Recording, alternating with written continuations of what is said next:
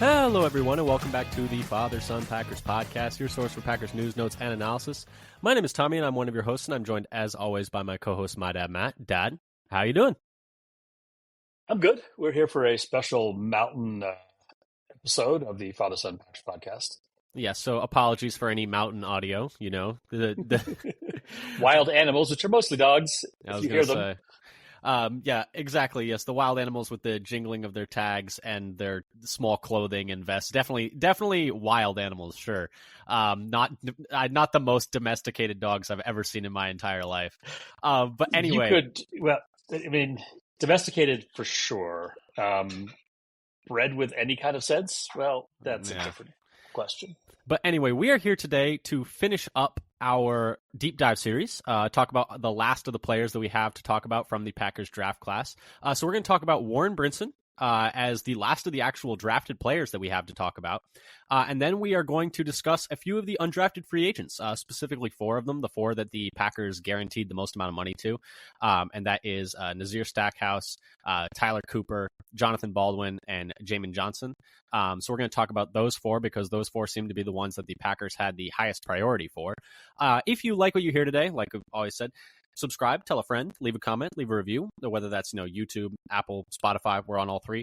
Follow us on Blue Sky for updates on when we're putting new episodes out, updates on Packers-related news. That's at Father-Son Packer on Blue Sky. Forgot to mention that. So check us out there. Leave a comment, leave a review, tell a friend. We would appreciate it. Subscribe, hit the bell or whatever it is on every single platform. It's different, I suppose, on every platform, but we would appreciate it.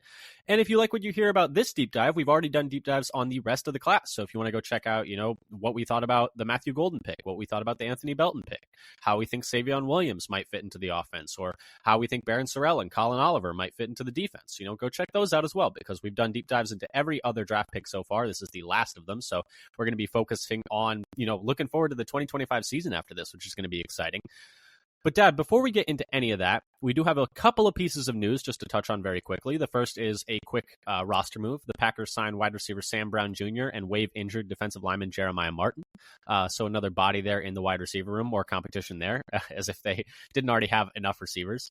But just, wanted to quickly mention that. And then the other thing is, we did have some OTA news. We finally got some on-the-field stuff. On Wednesday, the Packers had their second day of OTAs, but the first open to media. So we got some new news from that. Dad, isn't it great just to have, some actual on-the-field video to watch, some, actual Packers, with players? I mean, it's not really anything because they're not wearing pads. They're not really going full speed most of the time, but at least it's something, right? Yeah, and based on the reports, I don't think not video, but of the 11-11, like the 2-minute drills, the offense looked good for the most part. Yep. Matthew Golden looks good. Yeah, obvious, all rookie team at this point.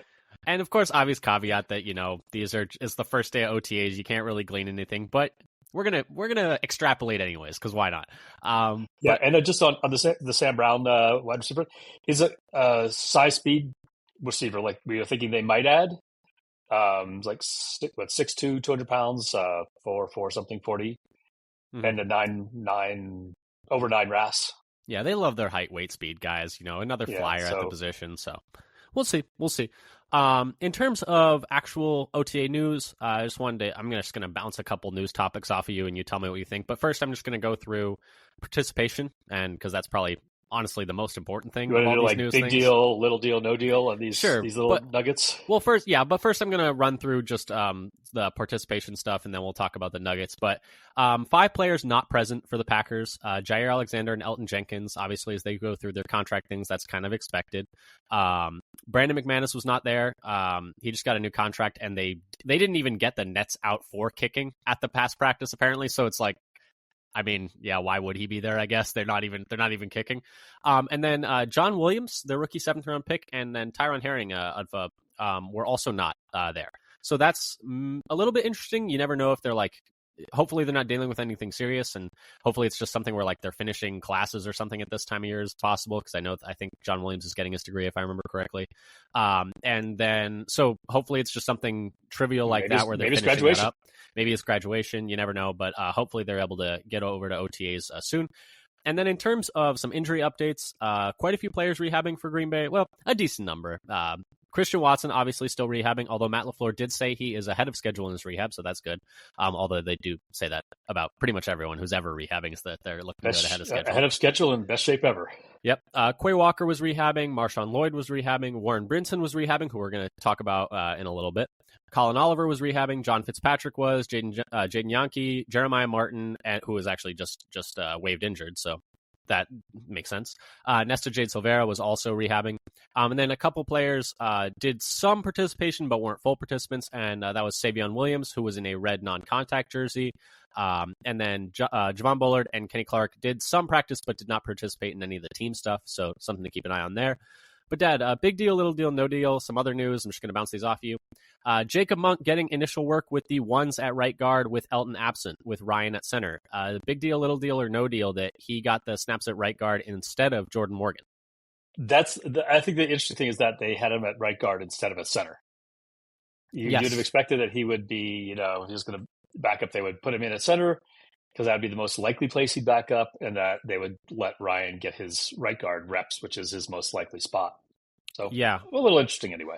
Interesting that it's. I think it almost indicates he is actually competing for that right guard spot, because if they just wanted a filler, at center for the day, they probably would have just put him at center and been like, hey, you're the filler at center. We're going to have these guys who are actually competing at right guard rotate there, whether it's Ryan or Morgan. And Morgan did rotate in at right guard with the ones. But it does seem like with, Ryan going to center, that was kind of the filler. He's not actually going to be competing for that center spot. That spot is Elton's whenever, they get him back in the building. And maybe it means that Monk is actually, competing for that spot. So I guess we'll see on that one. So it would be a little surprising given that he didn't get any run at all as a rookie, but we'll keep an eye on that. Next thing, Bullard rotating in at safety with Evan Williams when they were doing their installs before the team stuff. Big deal, little deal, no deal. Actually getting some reps at safety there, which, interesting. Mostly had moved down to slot corner last year, so something to keep an eye on. So I don't know. Maybe those things that they think that Jair is more likely to stay, because with Jair there, then the corner room gets a little crowded. With he'd be fifth in the pecking order and not get much. I would put him. I mean, it's slot corner and outside corner are practically different positions at this point. So right, but you have Hobbs and Nixon able to do both, and then you have Valentine as the primary outside sub, and he would be. So I mean, if Jair is going to be playing outside and going to be there, then he might be third on the depth chart at slot. I think he would be at least second. I don't think he'd be third. But I think they would play him situationally. The reason I say third is he'd be behind Hobbs and Nixon. Yeah, but one of those guys would be playing outside, I guess is my thought. So it's not like if one of those guys were to miss a game, he would still be in waiting in the wings, right? That's kind of how I view it. If one of those guys is out, then he's still not starting. I think if one of those guys goes out, he's definitely starting. That was my point. Is because I think the opposite. Well, I guess if my Hobbs view is out, is I goes to slot, Valentine and Jair outside. I think if Hobbs goes out, it's Nixon and Jair outside and Bullard in the slot. Is how I see it. You put him ahead of Valentine. Yeah, I think so. I think in addition to higher draft capital, more team control. They want to develop him. He's a second round pick. They're really high on him. He's top 50, or no, I guess he wasn't top 50 pick, but still second round pick. Pick.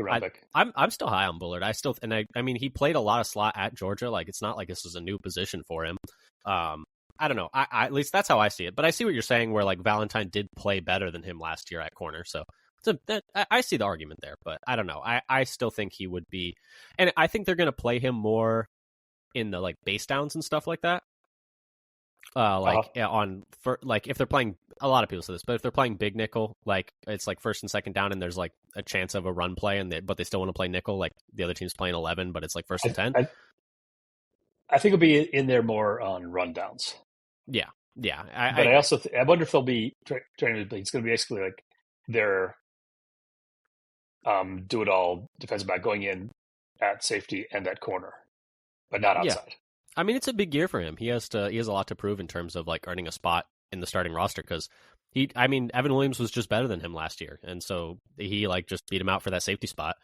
And I thought Bullard was at time fine in the slot, but he struggled at times. I mean, it's a little tough, I mean, he really struggled against Amon-Ra St. Brown, which, like, at the same time is like, yeah, that's a tough cover. And like, and I guess that's part of the thing is like, do you want a more traditional corner in that slot spot for, like, as we see in the modern NFL, more and more teams are playing their star receivers in the slot for like good chunks of the game. Right. I mean, basically he's going up against the number one receiver. Yeah. In And that situation. And that's not exactly the way you would choose to, okay, you're the guy we want to follow their number one. Yeah. And, Justin Jefferson gets lots of reps in the slot as well. So like, that's another one where you don't necessarily want Bullard like one-on-one matched up on him. Although, like, my counter argument would be like, are any of these corners outside of Jair like really guys you want one-on-one matched up against Justin Jefferson? But anyway, so yeah, that's something to keep an eye on though. I see what you're saying about, him being behind Valentine. Valentine did have a better year last year. But yeah, something to keep an eye on. Yeah. Valentine's coverage grades were really good last year, though his tackling and particularly we just need them to do the playoffs. We need him and Bullard to like fusion dance and like just give him the tackling ability of Bullard, and that'd be nice. But I'm still bullish on Bullard, pun intended. I was really high on him coming out of the draft, and I'm excited to see what he does in year two. I hope he gets a chance to compete at that slot corner spot, and because I think if you're trying to play him at safety, I think Evan Williams is just a better player right now, and so I don't see how Bullard gets on the field. But I think he has the ability to play in the slot, and I would like to see him get, a good chunk of reps there so that he has the ability to, improve at that spot and actually see the field. But I guess we'll see. And then the final thing was Nate Hobbs getting reps both inside and outside. Any takeaways from that? It kind of depends on whether Jair's going to be there or not. Yeah, it's fair. He's going to be almost exclusively slot if Jair is there, and playing maybe a starting outside corner if Jair is not there. So I mean, they're covering their bases right now. Yeah. It's that corner room's going to be interesting, and we'll see. Jair said we didn't talk about the Jair report that we somehow totally skipped this, that they offered him a restructured contract. That was actually the big piece of news from the other day. I totally spaced. I had it written down, and then just we didn't bring it up yet. But let's talk about that for a quick second, I suppose. And he plans to come to mandatory minicamp. And he plans to come to mandatory minicamp, which I would assume the Packers are. So do you view that as like a chess move from Jair? Because just if you're listening and you don't know this, if he practices and like something bad happens, he gets injured, all of his money is guaranteed, and the Packers have to pay it. So I think if he comes to practice, the Packers are going to be like, and they don't have like a restructured deal worked out, the Packers are going to be like, please, no, do not, please sit out. Don't do that. Cause then, they can't trade him. They'd be on the hook for his salary, et cetera, et cetera. But we did get a report from Matt Schneidman of The Athletic, just to, circle back to that the Packers have actually offered him a contract restructure and that Jair wants to be in Green Bay. And previously we had heard, like a month ago, that they had not offered him a contract restructure up to that point, and he was not interested in taking a restructure. So it kind of seemed like that door was closed, but with maybe some more flexibility on both sides, maybe that window opens to having him back in 2025 and possibly beyond. Quite possibly. So we'll see. I think the Jair showing up is a chess move. It's like gotta force the action, because force the issue. Yeah, they can't not let him practice. They don't want him. I think they've been happy to have him, be away these optional activities. Yeah, and I mean, at this point, I think it seems like you would not really get anything for him in a trade. Has kind of been the takeaway from all of this. No, and the reports were they maybe had a trade, but Jair would restructure his contract, and then it fell apart. Yeah. And I've never heard any rumor about what that offer was or with whom. I heard there were rumblings of Chargers was one of them. There were some rumblings of that, but no, yeah, like it sounded like that the hang up on that was the money, which is the hang up for the Packers as well.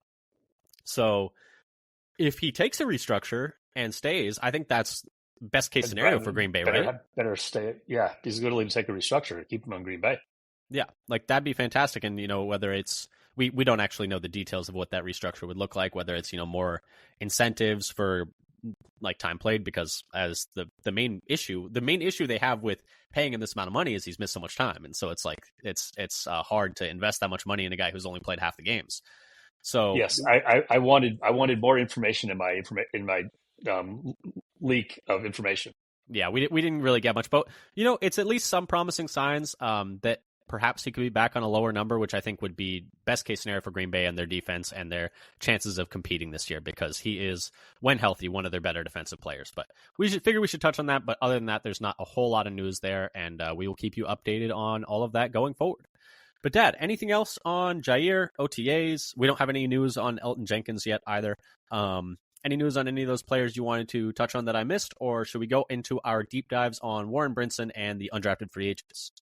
Let's get to the new players. Let's get to Brinson then. Let's start off with Brinson. So Warren Brinson, Packers took him in the 6th round with pick 198. On the consensus board, he was 254, so a little bit above that. So a little bit about him. Played 5 years at Georgia.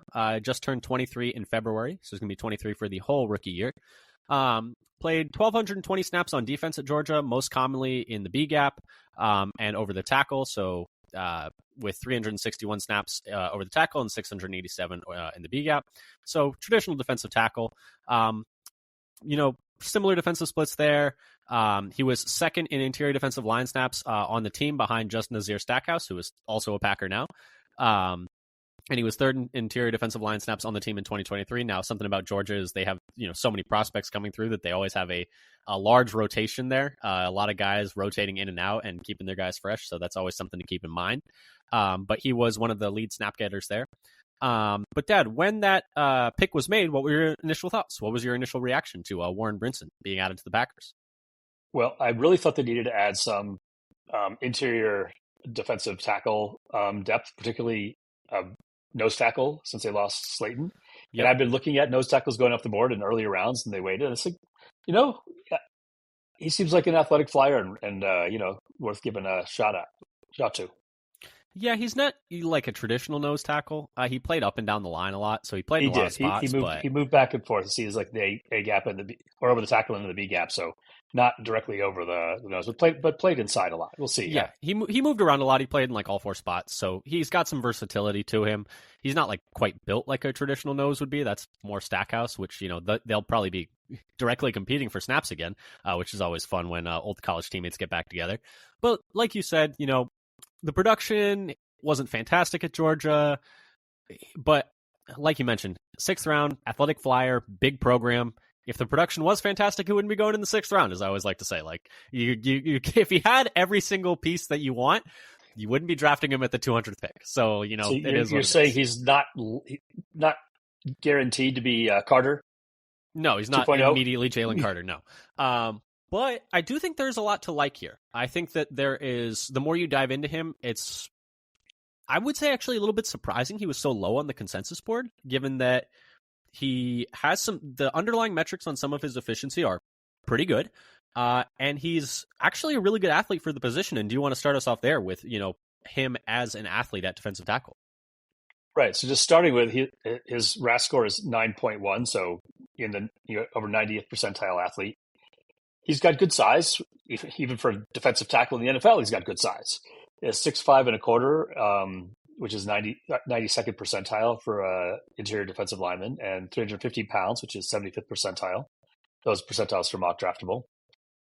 He's got big hands, 10 3/8 inches, 80th percentile. Arms are 33.5, 63rd percentile, and wingspan 65th percentile at almost 81 inches. But it's interesting that looking at all the Packers draftees and free agents in the defensive tackle group, they don't seem to care too much about hand size, arm length, or wingspan, as more than half of the players are below average for those traits. So they don't seem to care too much. Mm-hmm. They want, short arm bench press leverage. I'm not quite sure what they're looking at here. Or maybe it's just, more market inefficiency. Yeah. That other teams are avoiding players with short arms, and actually they can do just fine. Yeah, the players who are otherwise better. We'll just take the bowling balls. We'll just take the guy who's just gonna be a mass of humanity right in the middle. Yeah. Right. And so I looked at some of his athletic testing, and I've used data from Combine and Pro Day data from the last 21 years, so going back to 2005, collected from Mock Draftable, NFL Combine Results.com, NFL.com, and Draft Scout. And for the interior defensive line, and this got a total of like over 850 players, I think. And for most of the tests, a lot of tests had 700 players who did the testing. Sometimes for a few of the tests, not everybody does every test. And so some of them only got like 400 players. But still, I don't think I got below 400 players for any of the tests I was looking at. Yeah, not everybody does every test, and it seems even more and more recently, fewer players are doing every test. The agilities are going the way of the dinosaur, it feels like. Right. It's like the short shuttle and the three-cone are going the way of what was the old one, the 60-yard shuttle? Yeah. And they don't even put that in the like lists anymore. You can't even. It's hard to find that sometimes. So those old agility do they even hold it at the combine anymore? I'm not even sure. Goodness, probably not. Actually, I feel like I haven't heard it mentioned in over 5 years, maybe longer. But speaking of that combine testing, let's start off with speed. He's a big man, but he's got some decent quickness to him, decent explosion to him. I mean, so not anything super striking, but right. Solid. Not freakish, but. His 40 time is only 5.09 seconds, so only 43rd percentile. But when you weight adjust his speed compared to all other D tackles, he's in the 81st percentile for weight adjusted 40 time.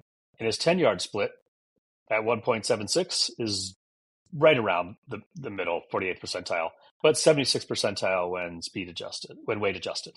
Speed adjusted speed. Now did that make any sense? No, that made no sense. Weight adjusted speed. He was at the Shrine Bowl, but there are no on-field speed measurements for him, unfortunately. So maybe he didn't play in the game. I couldn't find that out in short notice when I realized I didn't have it. But it's not in their list of data. Bench press, 27 reps, 56th percentile.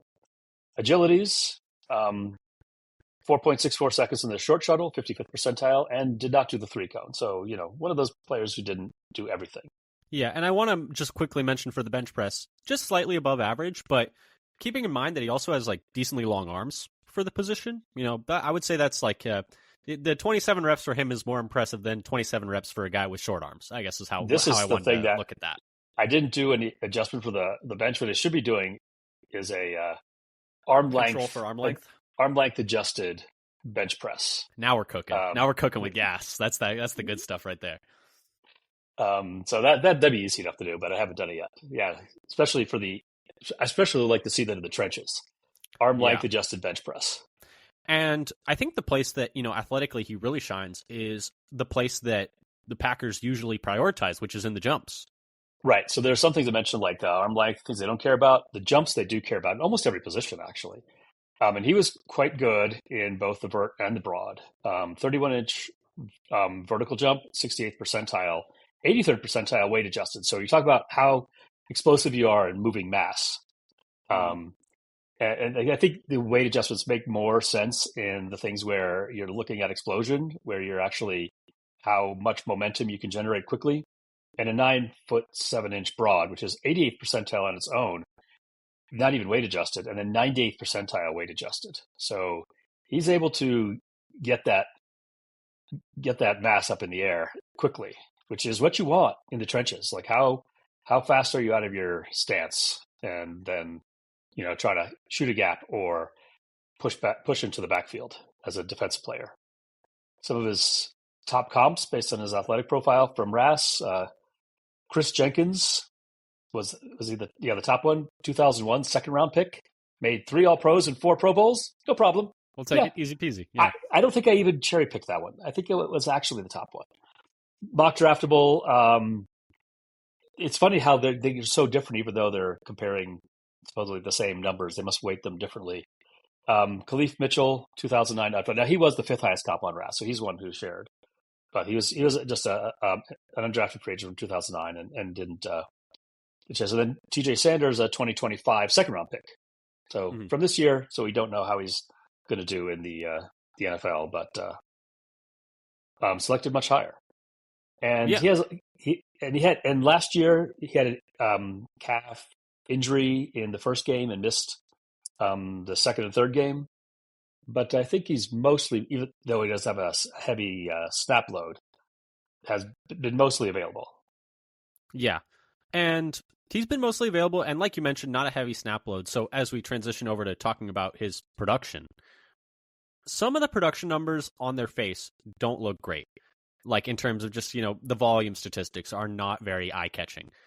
I do think, though, like the more you look at it, though, his like efficiency numbers and his rate metrics are actually pretty good. So unless you had anything else you want to talk about athletic-wise, I'm going to hop over to talking about his production. So in the past, he really was more of he played mostly the last 3 seasons. His first 2 years, he didn't play all that much at Georgia, so focusing on the last 3 seasons and really focusing on 2024. But so in 2022, 18 pressures, 1 sack, 8 stops, which a stop is a tackle that's constitutes a tackle that is a loss for the offense. And these numbers are from PFF. So 18 pressures, 1 sack, 8 stops in 2022, 20 pressures, 2 sacks, and 14 stops in 2023. And then let's focus on 2024 since it was, most recent year. He's coming off of that one. This is probably when he's developed the most as a player. 16 pressures, 2 sacks, 18 stops. So the most stops he's had and tied for the most sacks that he's had during his time at Georgia during 2024. Looking a little bit deeper, he had a 7.7% pressure rate, which is a pretty solid number for an interior defensive lineman. He ranked 67th out of 209 interior defensive linemen with as many pass rush opportunities as him. So ranked above average. But if you look at the previous 2 years, he was actually even better. He had a smaller role in the defense in 2023 and 2022, so he played fewer snaps, but his efficiency was really good in those 2 years. In 2023, he was at an 11% pressure rate, which ranked 20th out of 276 defensive tackles that year. And then in 2022, he was also at 11%, which ranked 29th out of 327 defensive tackles. So really, really high-level stuff, top 10%, for both of those, which is, pretty dang impressive. As he took on a larger role in the defense, you could argue, he slowed down a little bit, but as a part-time player, he was really, really efficient with the time that he got, and he's projected to be more of a part-time player in Green Bay's defense. So, you could maybe project that being a positive for him as a Packer. In terms of a run defender, this past year in 2024, he had a stop rate of 8%, which ranked 32nd out of 258 defensive tackles with at least as many run stop opportunities as him. So he was pretty good as a run defender too. Now, like I said, the volume not super impressive. The rate stats are really promising, but I will say the big, one of the major flaws is he struggled to finish plays. He missed a lot of tackles. In 2024, he missed 11.5% of his tackles just Can on I just run. say welcome to Green Bay? Welcome to Green Bay, yes. But in 2024, he missed 11.5% of tackles just on run plays, which ranked 159th out of those same 258 defensive tackles. So well below average there. In fact, he missed at least, on all plays, run and pass combined, he missed at least 15% of his tackles all 3 years at Georgia. So it wasn't like, a little bit up and down. No, it was pretty bad all 3 years. Not great. So that's not great.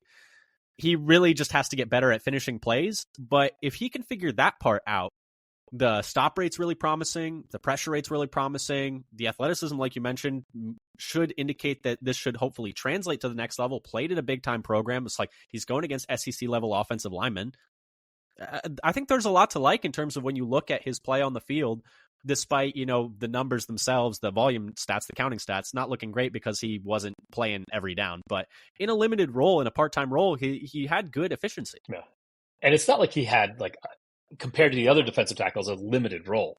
It's just that they were splitting the snaps kind of evenly between him and Stackhouse. And in the previous year, it was him, Stackhouse, and I can't remember who the third D tackle was. That the three of them had similar 400 to 500 snaps each kind of numbers. Yeah, but he's had a big role, but not a full time. Yeah, no, because they had depth.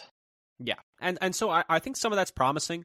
And then to look at what scouts had to say about him, this is from Dane Brugler's from The Beast. He had him as defensive tackle 28. He ended up going as defensive tackle 25, so about in line where Brugler had him. Quote, a part-time starter at Georgia, Brinson played across the defensive line in head coach Kirby Smart's hybrid fronts, lining up as the 4-eye technique, sliding down to the nose and bear looks, and aligning everywhere in between. His defensive snap count increased each of his 5 seasons in Athens, and he put steady play on tape, despite a stat sheet that won't draw the eye.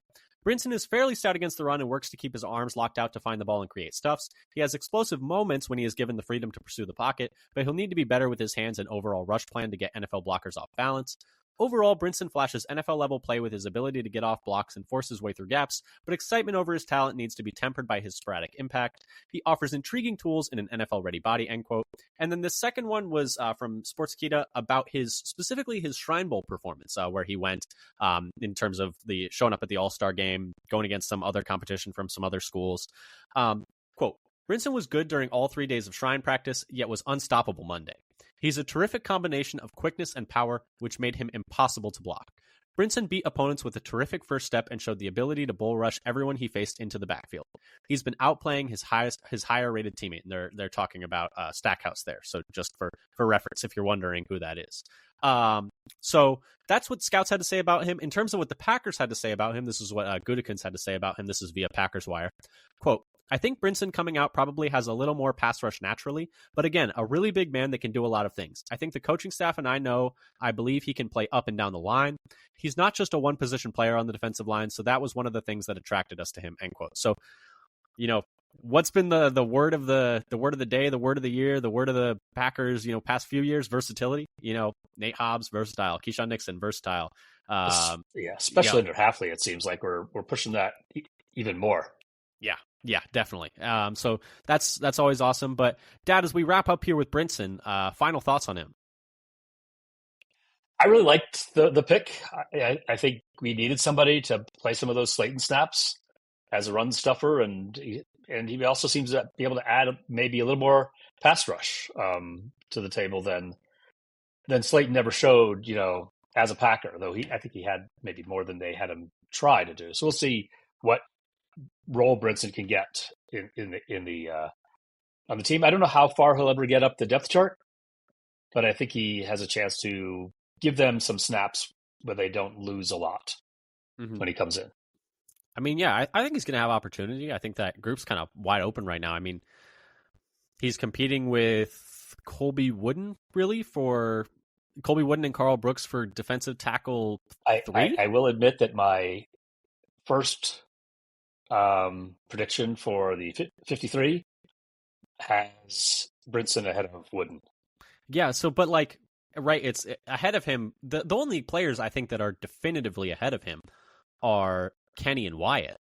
I could see a scenario where he outplays Brooks and Wooden. Obviously, it's very premature for that. We haven't really he's literally has not even played practice in OTAs yet. But you could just envision the scenario. That could be anything.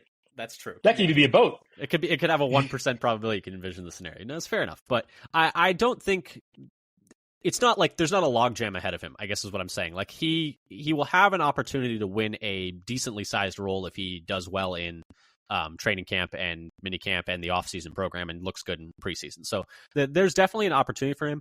But like you said, fun player. I actually was pretty excited by those underlying metrics in terms of his pressure rate and stop rate. Obviously, we'll just ignore the missed tackle rate for now, whatever.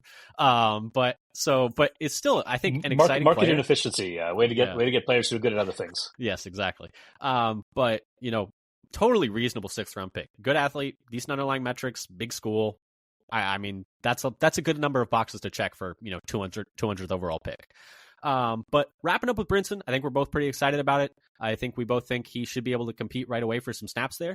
But let's talk about some players that he is possibly competing the snaps for as we transition over to our undrafted free agent talk. And we picked 4 players that we wanted to touch on. And the reason I, transitioned over from Brinson talking about players he's competing with is we're going to start with Nazir Stackhouse, who was actually his teammate at Georgia and is also going to be in that defensive tackle room competing for snaps. But we picked 4 players. And those players are Nazir Stackhouse, defensive tackle out of Georgia, Tyler Cooper, offensive lineman out of Minnesota, Jamon Johnson, who previously went by Jamon Dumas Johnson, but now is just going by Jamon Johnson, apparently, linebacker out of Kentucky, and then corner / safety Johnathan Baldwin out of UNLV. And the reason we picked those 4 is Ken Ingalls on on Twitter, went through this, and he does some really good stuff about the Packers cap situation and contracts and stuff like that. So he's a really good follow there. And these are the 4 players who have like decently sizable base guarantees as undrafted free agents. Nazir Stackhouse had a $150,000 guarantee in terms of his base guarantees, and then Cooper, Johnson, and Baldwin all had $100,000.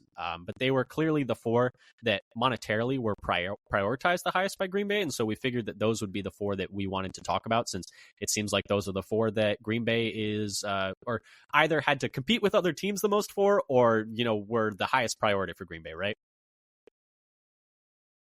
Yeah, and it would take a long time to discuss all the players, and yes, we're prioritizing the players that the Packers seem to be prioritizing. How's that? Yeah, and we're not going to do a full deep dive like we did with Brinson or like we did with the other ones into all of these guys. We're just going to give you listeners. Do you want to be here with us forever? Yeah, this is like a what do you say, hors d'oeuvres? What's the word? It's not tapas. It's like a sampling, I guess. Sampler, sort of a sampler. Yeah. Some appetizers, I guess. A little something to whet your appetite. Yeah, a little bit about each player. We're going to do like one scout quote, one little bit of their athletic profile, one interesting production nugget. But let's not waste any more time. Let's start with Nazir Stackhouse. Like we mentioned, defensive tackle out of Georgia, consensus rank 246. He turned 23 back in April, so he'll be 23 for his whole freshman season, or whole rookie season rather. 5 years at Georgia, played about half the defensive snaps the last 3 years, split between the A gap and the B gap. He's almost 6'4", which is in the 62nd percentile. He's 327 pounds, so 88th percentile. Really very much built almost exactly like TJ Slaton. But Dad, do you want to start us off with his athletic profile? Because I think he's maybe not quite the athlete that Slaton was, but still hopefully able to fill that role. But take us away with the athleticism. Yeah, I think Slaton had better explosibility, better jumps. He could dunk a basketball after all. Yeah. But he does his best, his RAS of 6.06, above average, not excellent. But his best trait in terms of where his percentile ranking is actually the bench press, 59th percentile, but weight adjusted. But that's raw percentile. But weight adjusted, his best trait is his 40, which is 91st percentile weight adjusted 40 time. Mm-hmm. So he's getting that 327 pounds moving. I think his actual 40 time is like 5.11. I mean, yeah, and like some grace for him. 5.11. People be like, "Oh, that's slow." It's like he's moving almost 330 pounds mass out there. Like, let's cut him some slack out there. But no, yeah. And then his who was his top comp again? So his top comp I had was Paul Soliai. It's a player I'm not familiar with. A 2007 fourth round pick. But he did play 10 years in the NFL and made one Pro Bowl. Which would be, for an UDFA, that'd be a fantastic career. Like, that would be, I would take that 10 times out of 10. In terms of his production, we're not going to do a full production profile breakdown. Just going to highlight one or two pieces of that. But he's a really good run defender, really good tackler. Only missed 3 tackles over the last 2 years. For a 5.2% missed tackle rate. Graded out for PFF really well as a run defender.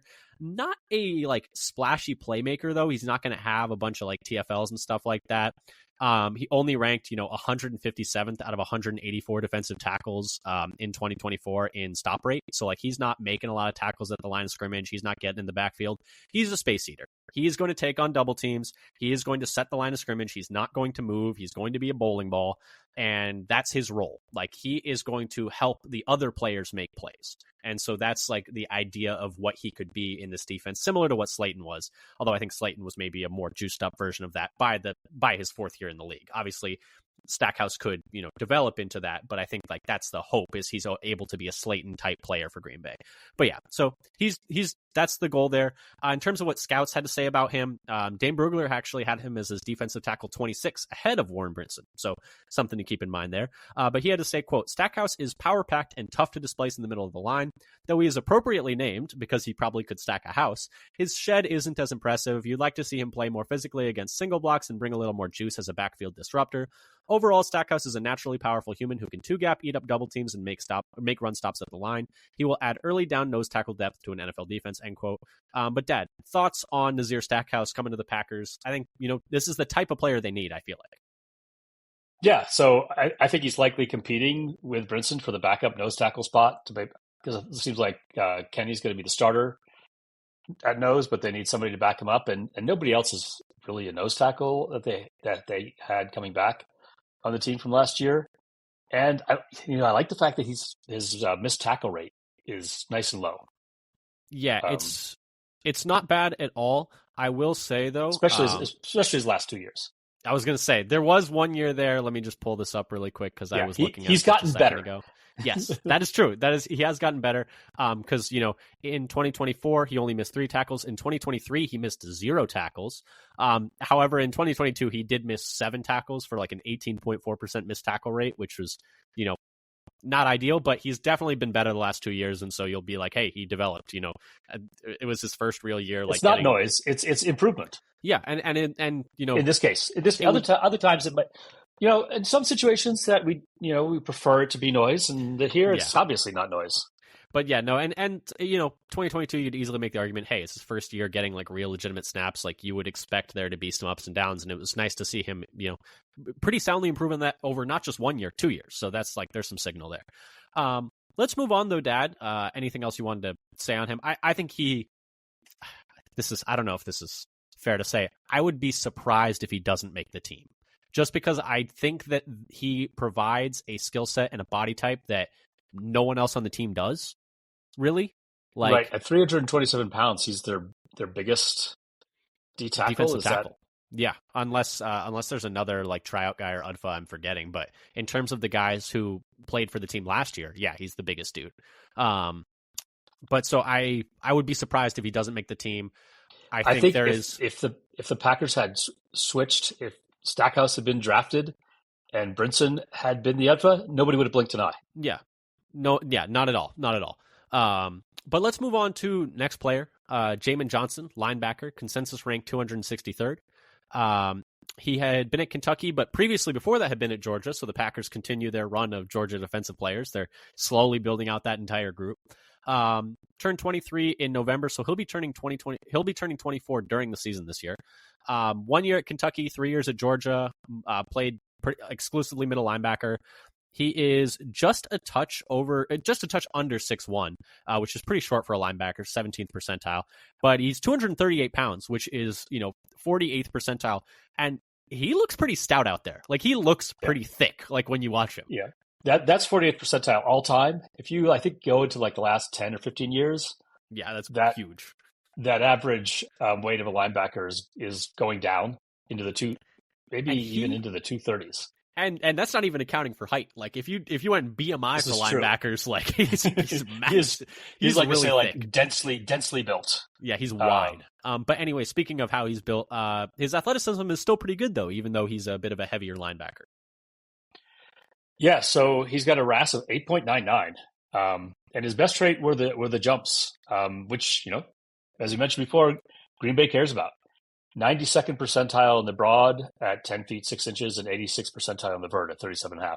The weight adjusted doesn't change much because he's kind of in the middle on the weight. So, but shows some explosion, and maybe the ability to contest some passes with some. With his height, he needs every inch of that vertical. Right. His height and his arm length are not doing him favors on get knocking those balls down over the middle. Yeah, but some leaping ability will help. Getting that 250 pounds moving is no small feat. Who's his top comp? So the top comp I got for him was Blake Cashman, a 2019 fifth-round pick, and he's been in the league 6 years now and been a full-time starter for the last 2 years. So that's success. Again, a win for an UDFA. Yeah. And like you mentioned, I think you mentioned that. Well, you were saying hopefully his vertical can help his coverage, but he has not been as good in coverage. He hasn't shown it so far. Yeah, he has not been as good in coverage as he was in run defense or pass rush. It seemed like Kentucky blitzed him a decent amount. 12 sacks and 52 pressures over his career just from the linebacker spot. So really more of a guy that has, at least in college, been coming downhill and has not been asked to move backwards as much and has not been quite as good at moving backwards as much. And so there's a role for that. And also, maybe profiles as a special teamer with that kind of profile. And we need pressure. That's true. We need to generate pressure. Yeah. And some of it's coming. And we have some good, we do already have some good blitzing linebackers. Yeah, so there's a role for him there, with his size and decent explosion, could be a special teamer and probably would have to be to make the team. In terms of what scouts had to say about him, Dane Brugler had him as his linebacker 25. Quote, with his quick trigger downhill, Dumas Johnson, who now just goes by Johnson, sees the field well as a run defender and comes to balance on the move to avoid blockers or make stops. However, he doesn't have the explosiveness to be a true sideline-to-sideline chaser and will be targeted in man coverage by dynamic backs and tight ends. Overall, Johnson is sound in his run fits and competes with a confident physical edge, but he will need to prove he won't be a liability in coverage to see significant defensive snaps. He has the skill set of a potential role player and special teamer, end quote, which, kind of tracks with his, profile, what he did in college. But, Dad, what are your thoughts on this one? I was thinking about this a little bit, and I wonder if maybe his long-term plan would be to develop on the practice squad and eventually, if things go well, become the successor to Isaiah McDuffie. Yeah, I could see it. I could see it. That could be a role for him. It's much bigger than Isaiah McDuffie, but yeah, I could see. Yeah, bigger, but not. His arms are a little shorter, but yeah, bigger. Blitzer, keep near the line of scrimmage. Don't drop back in coverage too often. It could be that in a couple of years that he would be potentially playing that role if things go well. Yeah, and for me, it's just like I'm not sure how he makes the team, I guess, is kind of where this is why I'm thinking practice squad is maybe his roots and a role in the future. I know, but with his pedigree, like playing a couple big schools, I would be surprised if he makes it. Obviously, everyone always says that, but like makes it to the practice squad, I think another team would take a flyer on him. But like you're looking at the roster, I mean, Walker, Cooper, McDuffie, Hopper, and probably Isaiah Simmons are all ahead of him, at least 5, and then that doesn't even take into account Welch or Colin Oliver if he's going to play some linebacker. Like he's like there's like 7 guys there, like, and then he's 8. I think his route to the making the roster got tighter with the signings of Simmons and Welch was maybe earlier. Welch I think was before the draft, yeah. But it became a little bit narrower path for him to make the roster with a Simmons signing. Yeah, it's I think it's going to be tough for him to make the roster, but you could see him as a special teamer. It's something to. And the other thing with him is he wasn't a great tackler during his time, at both Georgia and Kentucky. Missed tackle rates of 17%, 16%, 14.5% each of the last 3 years. Those are not good. Not great numbers. So I don't know, but just something to keep in mind. But anything else on Johnson that you wanted to touch on there? Not really. I think it's more of a long term. Let's see if he can develop into something kind of play. Yeah, that's fair. That's fair. But I just wonder if there'll be a spot in the roster for him to develop at. Is I guess where I'm seeing it. But maybe if he doesn't make the 53, he looks for greener pastures. Yeah. Moving on, though, to the next one, Johnathan Baldwin, cornerback safety out of UNLV, not in the mock draft database consensus board. So it's kind of hard to find a scout quote on him also, actually. It was like, this is really an under the radar sleeper. You're not even on the top, 700 some on the consensus board. Which is interesting because with him getting that much money, it appears there was some competition for his services, which is something I guess keep in mind. But 22 years old, 4 years at UNLV, played mostly in the slot in 2024. After being mostly a free safety in 2023. 5'11 and a half, about close to 5'11 and a half, 190 pounds, which is 55th percentile for height and 39th percentile for weight. So a bit of a smaller corner. Dad, his athleticism though, how does it line up with the rest of the corners in the group? It's not great, huh? Well, it's kind of middle of the road for all corners who've tested. 5.16 RAS. His best trait is his 10-yard split, so quick acceleration, but still only 58th percentile. And the rest of his testing is like just under 50%. So not testing as an elite athlete. Yeah. And I mean, it's interesting because I watch him and he moves pretty well. So I'm a little surprised he didn't test any better.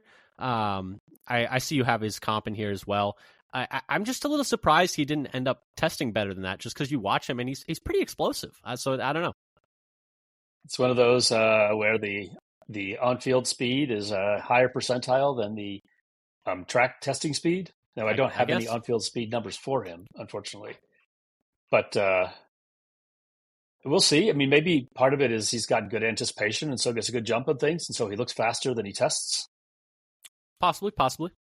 So we'll have to see how that goes. Yeah, his top comp is just another UDFA, DeMarcus Fields, 2022 UDFA from Texas Tech, who played in 2 games in 2022 and otherwise hasn't had anything more in his pro career in the NFL. Yep.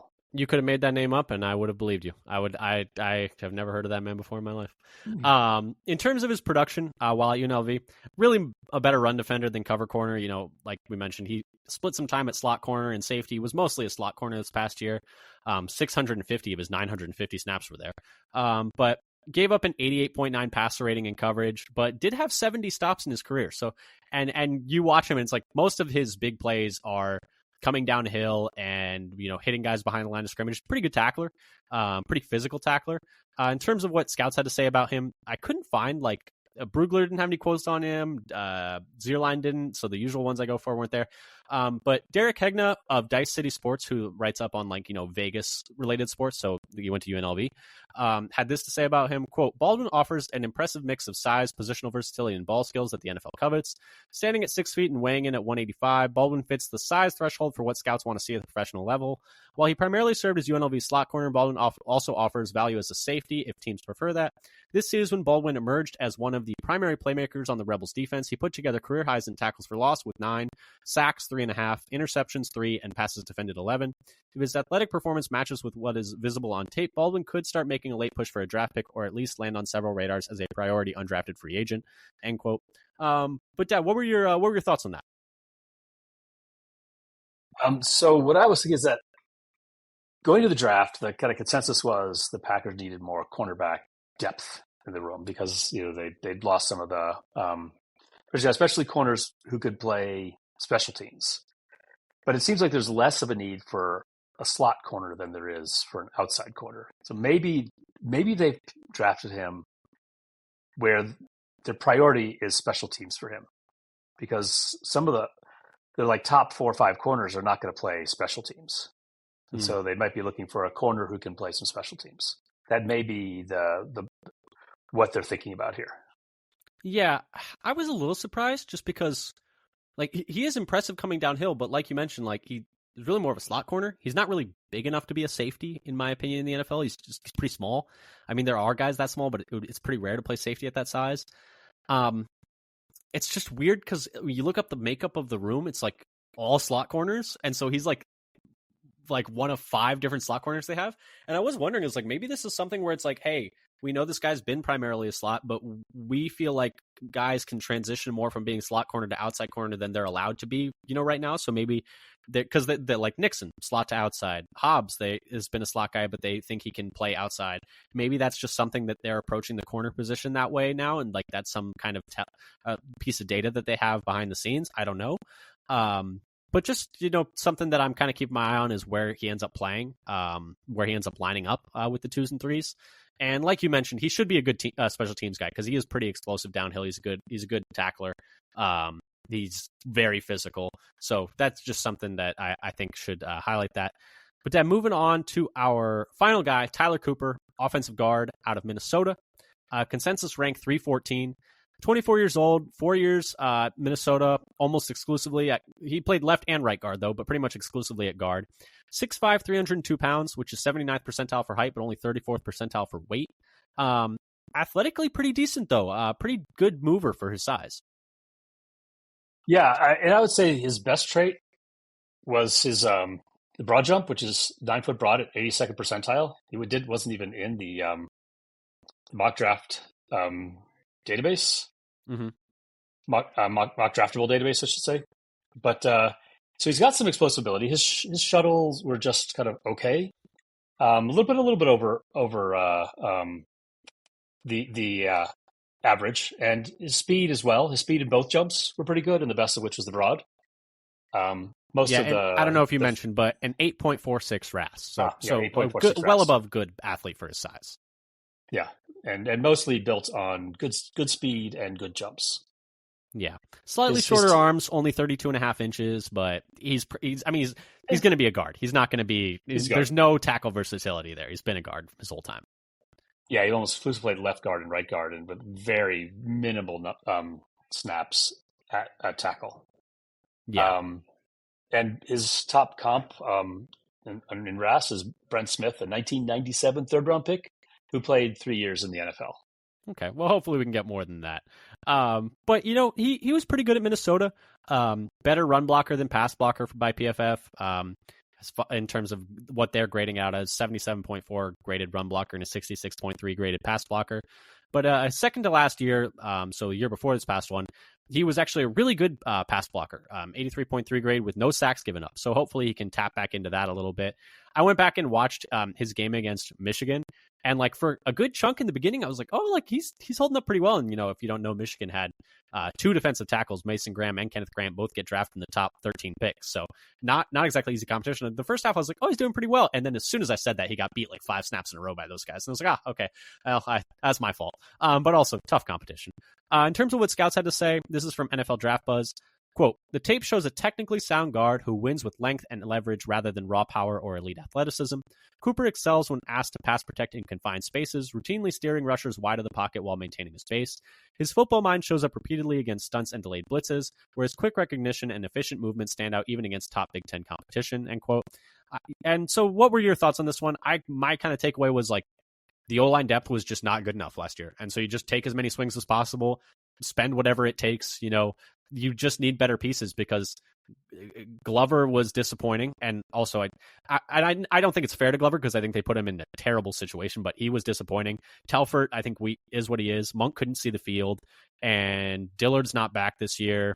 I think they just need to take more swings and add more pieces to that room. And this is a decent swing here in terms of it's like an undrafted free agent. You're not really investing that much.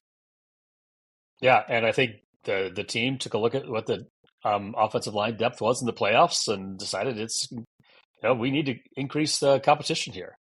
And he's, a reasonable enough flyer to take, decent testing, got some lateral mobility. It's not bad. It's not elite, but he's got good speed and explosiveness.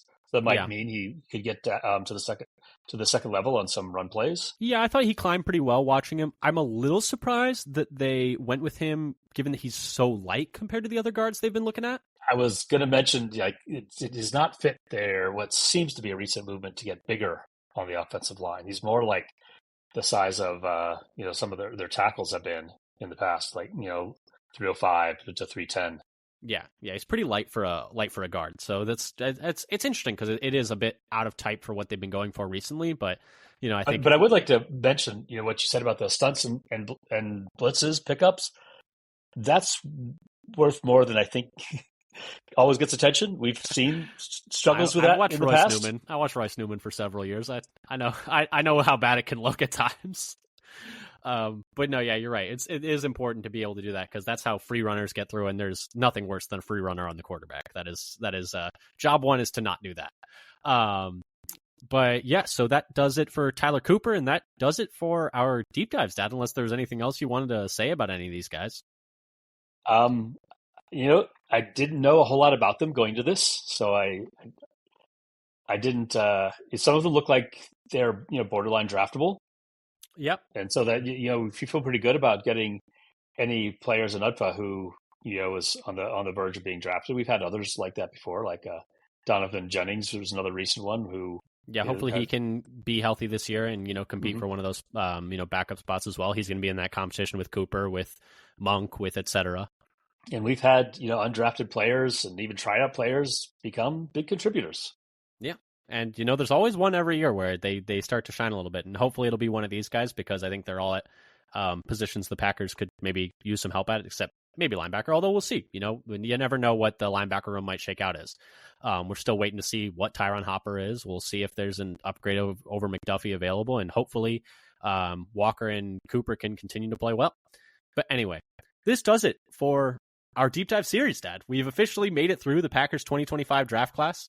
Like we mentioned, if you like what you heard, go check out our other deep dives. We talked about Golden. We talked about Belton. We talked about Savion Williams. We talked about John Williams. We talked about Micah Robinson, Barron Searle, Colin Oliver. And now this sounds like, I don't know, get a Dr. Seuss book coming out of here. I've only rhymed a little bit more. But anyway, like we said, like, subscribe. We'll be doing an episode every single week for the rest of the offseason. We're not going anywhere. We're going to be talking about competition around the NFC North. The biggest questions facing the Packers going into 2025. What position groups need to stand out? What position groups are the most in flux? What's the offensive line going to look like? I think that's probably the thing that I've got my eye on the most going into these practices. But we'll be talking about all of that going forward and so much more. So keep it tuned here, whether that's Spotify, Apple, YouTube. Follow us on Blue Sky at Father Son Packer for updates on when new episodes are out. But thank you again so much for listening to all these deep dives. And until next time, go Pack Go. Go Pack Go.